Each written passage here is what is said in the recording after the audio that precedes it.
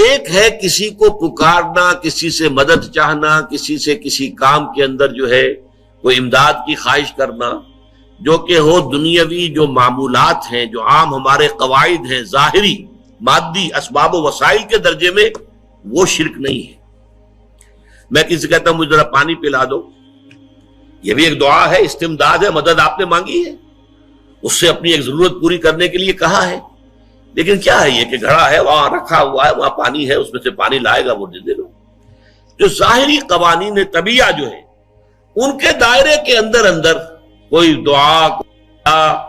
کوئی استمداد، کوئی استعانت، کوئی استغاثہ، اس میں کوئی حرج نہیں۔ غیبی اعتبار سے کسی کے ساتھ بھی کوئی دعا کی جائے گی اللہ کے سوا، وہ شرک ہے۔ وہ استدعا ہو، استغاثہ ہو، استعانت ہو، استمداد ہو، استنصار ہو، کچھ بھی ہو، غیبی طور پر دنیا کے معروف طریقوں میں اور جو ہمارے طبعی قوانین ہیں ان کے دائروں کے اندر اندر مدد مانگنا،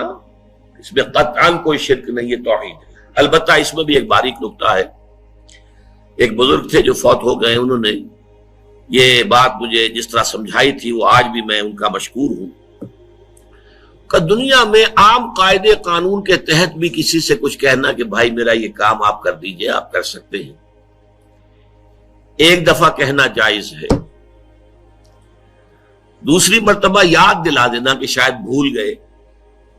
وہ بھی جائز ہے، تیسری مرتبہ کہنا شرک ہو جائے گا۔ تم نے یہ سمجھا ہے کہ تمہارا کام یہی کر سکتا ہے، کام کرنے والا تو اللہ ہے۔ لا فاعل فی الحقیقت ولا مؤثر الا اللہ، حضور نے فرمایا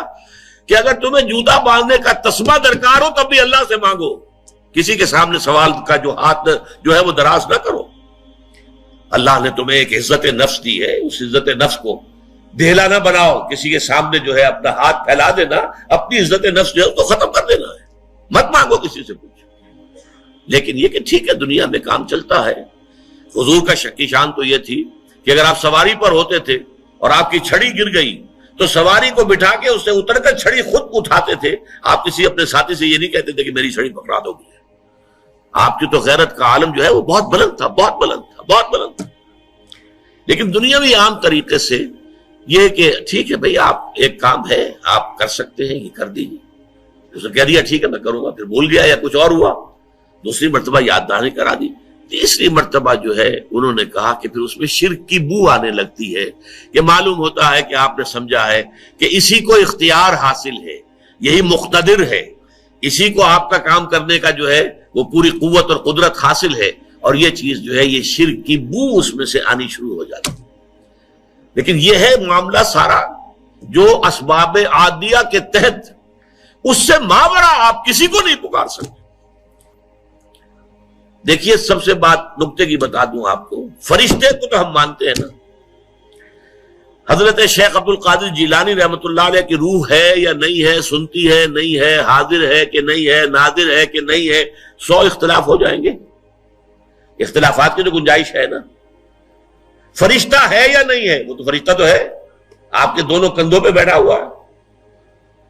کرامن کاتبین ہے کہ نہیں ہے، یرسل علیکم حفظہ، آپ کے جو باڈی گارڈ اللہ فرشتہ نہیں بھیجتا، لیکن آپ فرشتے سے بھی نہیں کہہ سکتے کہ میرا یہ کام کرو۔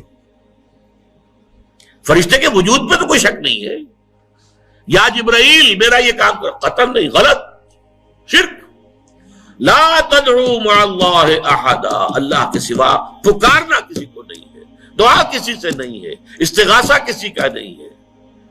استعانت کسی سے نہیں ہے، استمداد کسی سے نہیں ہے، استنصار کسی سے نہیں ہے سوائے اللہ۔